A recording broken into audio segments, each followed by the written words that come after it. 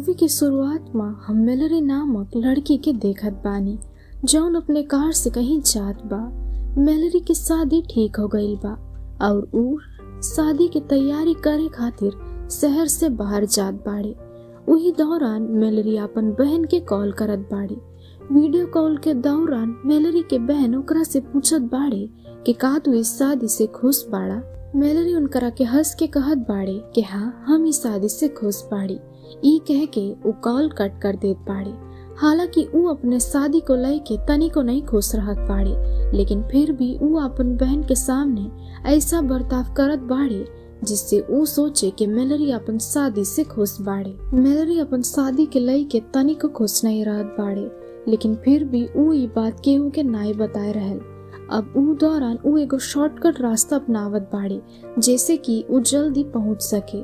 ऊ शहर जाए खातिर ऊ रास्ता में आगे बढ़त बाड़े, लेकिन कुछ दूर जाए के उनकरा गाड़ी खराब हो जात बा। मेलरी तो गड़िया के चालू करे के बहुत कोशिश करल बाड़े, लेकिन लाख प्रयास करे के बावजूद भी वो गड़िया के चालू नहीं कर सकी। वो सुनसान रास्ता में मेलरी के मदद करे वाला केहू नहीं रहल बा और ऊ काफी समय तक इंतजार करत बाड़े, लेकिन ऊ रास्ता से केहू नहीं जात रही।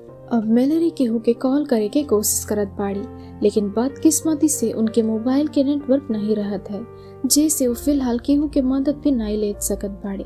मेलरी अब पुलिस के नंबर 911 पे भी कॉल करे के कोशिश करत रही, लेकिन फिर से नेटवर्क नहीं होए के वजह से उनकरा कॉल नहीं लगत बाड़े।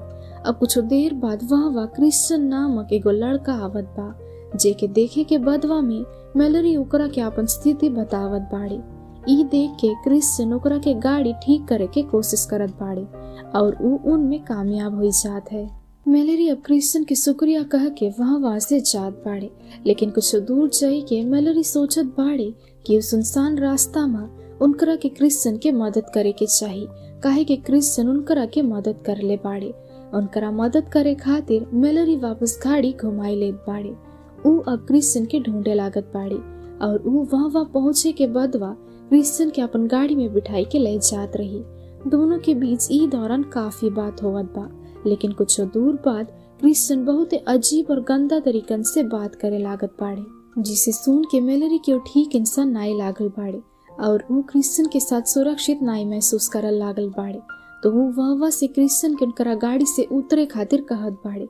मेलरी के ऐसा कहत ही क्रिश्चियन चाकू निकालत बाड़े और चाकू दिखाई कि वो मेलरी की गाड़ी चलावे खातिर कहत बाड़े।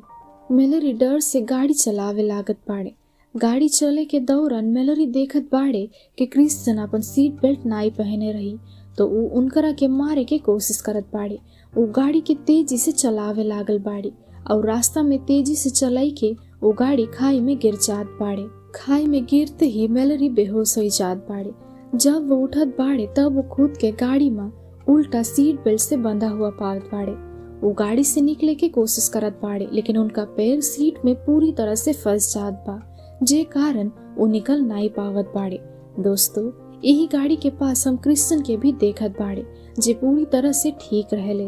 वो उठ के मेलरी के पास आवत बाड़े और उनकरा देख के क्रिश्चियन उनके यहाँ ऐसा मरता छोड़ के चला जात बाड़े और मेलरी मदद खातिर चिल्लाए लागल बाड़े। मेलरी वो अवस्था में वह पूरे तरीकन से फंस गईल बाड़े। दिन गुजर जात बा, अब रात हो गईल बा। धीरे धीरे वह ठंड बढ़े लागत बा, तो वह से जैसे तैसे एगो पैंट पहन लेत बाड़े। साथ ही वो अपन प्यास मिटावे खातिर गाड़ी में रखा बोतल से पानी पी लेत बाड़े। समय के साथ साथ मेलरी के दुविधा बढ़े लागल बा, काहे कि उनकरा खाई में गिरे के बदवा आसपास के जंगली जानवर गाड़ी के पास घूमे लागल बाड़े। लेकिन मेलरी तबे अपन गाड़ी के हेडलाइट जलाई देत बाड़े और ये रोशनी देखे के बदवा में गाड़ी के आसपास के वो जानवर नहीं आवत बाड़े और सब जानवर वहाँ से भागे लागत बाड़े। अब ऐसे ही रात कट जात बा। अब अगले दिन क्रिश्चियन मेलरी से मिलने आवत बा। मेलरी के साथ वो वापस से बदतमीजी से बात करे लागल बा। फिर उनकरा सामने बैठकर चिढ़ाई के उनकरा सामने खाना खाए लागल बा। काफी देर तक वो ऐसा करत रही और खाए के बदवा में वो वह वास्ते चल जात बाड़े।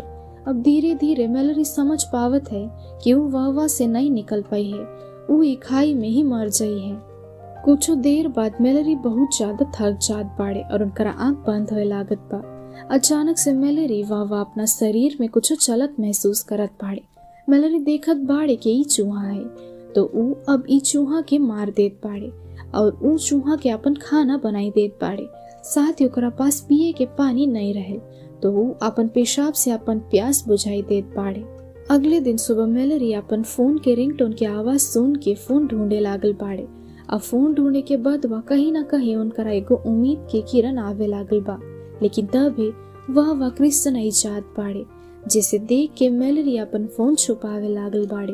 क्रिश्चियन उनकरा पास बैठ के उनकरा बतावत बाड़े कि वो कैसे एगो हंसता खेलता परिवार के उनकरा ही घर में कैद कैले बाड़े। साथ ही वो बतावत है कि वो मेलेरी के मदद करे खातिर आई है और फिर वो मेलेरी के मदद करे के कोशिश करत आनी। अब क्रिश्चियन मदद करत करत मेलेरी के फोन छीन लेत बाड़े।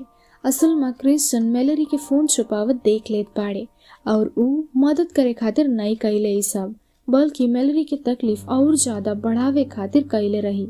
ऊ अब मेलेरी के एगो आड़ा देत बाड़े ओकरा मदद खातिर। मेलेरी कहत बाड़े कि ई आड़ा से ऊ गाड़ी के दरवाजा नहीं काट सकत बाड़ी, जेकरा जवाब में क्रिश्चियन कहत बाड़े कि तू ई आड़ा से दरवाजा नहीं काट सकब, लेकिन अपन पैर तो काट सकत बाड़े। तो खुद के अगर बाहर निकाले चाहत तो तोहरा पास एकरा अलावा कोनो और उपाय नहीं खे, तो एकरा इस्तेमाल कई के तू अपन पैर काट ले। अब क्रिश्चियन वहां से चल जात बाड़े। मेलेरी क्रिश्चियन के जैके के बदिया में सच है अपन पैर काटे के कोशिश करत रही, लेकिन वो अपन पैर नहीं काट सकत है। अब धीरे धीरे समय कट जात बा और रात हो जात बा। मेलेरी के प्यास लगने लागल बा। प्यास के वजह से उनकरा के बहुत बुरा हाल हो गईल बा। उनकरा हाल देख के ऐसा ही लागत रही कि जैसे ऊ अभे मर जाई है, लेकिन तबे अचानक बारिश होए लागल बा, जैसे उनकरा प्यास भी मिट जात बा और इस समय ऊ अपने बोतल में पानी भर लेत बाड़े, जेकरा बाद ऊ पानी के पी सके। अब मेलेरी गाड़ी में रेडियो चलावे लागल बाड़े और ई दौरान रेडियो पे बतावे जात रही कि तूफान के वजह से पूरा रास्ता में पानी भर जाई है, जेकरा खातिर पुलिस के निर्देश अनुसार सभी के अपन गाड़ी जल्दी से जल्दी छोटे रास्ते से निकाले खातिर कहत बाड़े ऊ लोग। मेलेरी के गाड़ी फिलहाल उसी रास्ता में रही, तो उनकरा के अब बचे की उम्मीद मिली रही कि अब शायद कोई तो उनकरा के मदद करी। ठीक तभी वह एगो गाड़ी आवत बा। मेलेरी तो समझ जात बाड़े कि वो क्रिश्चियन के गाड़ी बाड़े, तो ऊ अब क्रिश्चियन के शादी को चाल करत बा। मेलेरी मरा हुआ चूहा के खून के अपन पैर में लगाई देत बाड़े और फिर ऊ अपन अखियां बंद कर लेत बाड़े। जैसे देख क्रिश्चियन समझ लेत बाड़े कि यहाँ से बाहर निकले समय वो अपन पैर काटे के कोशिश करे के दौरान मर गईल बाड़े। दोस्तों, मेलेरी जैसा सोचत रहल बाड़े बिल्कुल वैसा ही भइल बाड़े। अब मौका देख के मेलेरी एगो नोकीला चीज से क्रिश्चियन पर वार कर देत बाड़े और दोनों के बीच हाथापाई हो गईल बा। जे दौरान मेलेरी क्रिश्चियन के गाड़ी के चाबी लईके दूर फेंक देत बाड़े। मेलेरी ई सोच कर ऐसा करत रही कि शायद क्रिश्चियन के गाड़ी देख के कोई तो यहाँ उनकरा मदद करे खातिर आई है। कुछ समय के बदवा में वह पुलिस के गाड़ी आवत भी है। क्रिश्चियन पुलिस के झूठो एगो कहानी बनाई के पुलिस के कहत बाड़े और फिर वो पुलिस के अपन गाड़ी में लिफ्ट देवे खातिर कहत बाड़े।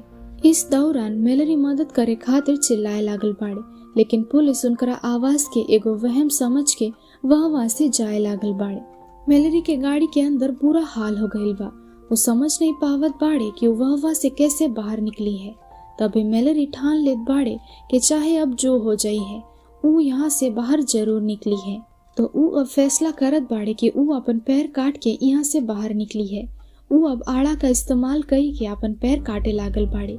उही दौरान ऊ देखत बाड़े कि आंधी और तूफान की वजह से उनका इलाका भी पानी से भर गईल बाड़े और हवा के तेजी से चलने के बदवा में उनका गाड़ी पानी में बहने लगता है। उही दौरान गाड़ी के दरवाजा टूट के पानी में बह जात बा और अब वो गाड़ी से निकल पावत है। दोस्तों, रास्ता में पानी का बहाव इतना भइल बाड़े कि अगर वो रास्ता में रही तो वो मर जाई है। तभी वो पास में एगो घर देखत बाड़े, तो वो घर की ओर जाए लागल बाड़े। वो घर से मेलेरी चिल्लाए के आवाज सुन ले बाड़े, तो समझ जात बाड़े कि ई घर वही है जेकरा बारे में क्रिश्चियन उनकरा साथ बात कइले रही। ई घर में क्रिश्चियन मौजूद बाड़े। मेलेरी जानत बाड़े कि ऊ अगर ई घर की ओर बढ़ी है तो ऊ मर जाई है, लेकिन फिर भी ऊ घर की ओर बढ़त बाड़े। मेलेरी देखत बाड़े कि घर के सामने अनेक जाल बिछाए गए रही, जैसे केहू भी आसानी से अंदर नहीं पहुंच सकी है। अब ऊ देखत है कि क्रिश्चियन घर के काफी लोगन के जान से मार देत बाड़े, साथ ही पुलिस ऑफिसर के भी ऊ मार देत बाड़े। मैलरी अब देखत बाड़े कि क्रिश्चियन वहाँ एगो लड़की के बांधत रही। अब मैलरी वो लड़की के छुड़ावे के कोशिश करत आनी, तभी वहाँ क्रिश्चियन चले आवत बाड़े। लेकिन मैलरी मौका देख के पहले ही पुलिस अफसर के बंदूक अपन पास रख लेत बाड़े। वही कारण वहाँ जैसे क्रिश्चियन पहुंचत बा वैसे ही ऊ उनकरा पे बंदूक तान देत बाड़े। क्रिश्चियन तो मैलरी के मारे लागल बाड़े, साथ ही दोनों के हाथापाई हो गईल बा। जे दौरान मैलरी क्रिश्चियन के जोर से धक्का देत बाड़े। अब ऊ कारण से क्रिश्चियन आपन ही बनावे जाल में बुरी तरह से फंस जात बाड़े। मैलरी क्रिश्चियन के एगो चाकू देत बाड़े और फिर कहत बाड़े कि तू भी अपन पैर काट के यहाँ से बाहर निकल सकत बाड़े, लेकिन चाकू से पैर काटे के बदवा में तोहरा के तकलीफ हुई है। ई कही के मैलरी वो लड़की के लइके वहाँ से जाए लागल बा। घायल क्रिश्चियन अब मर जात बाड़े और इसी के साथ ये मूवी यही खत्म हो जात बा। दोस्तों, अब सब तो उ कहावत सुने हुई है, जो दूसरन के लिए गड्ढा खोदत बा वो खुद भी उही गड्ढा में गिरत बा जैसे क्रिश्चियन गिरे रही। दोस्तों, यही थी आज की हमारी मूवी कर्व। आप सब लोगन के ई मूवी कैसे लगल बा ई हमनी के कमेंट सेक्शन में जरूर बताइल जाइए। हमारे चैनल को भी सब्सक्राइब करना ना भूल जाइए और वीडियो के लाइक करी और जितना हो सके वीडियो के शेयर करत जाइए। तो हम मिली आप लोगन से हमारे अगले वीडियो पे, तब तक के लिए स्टे सेफ।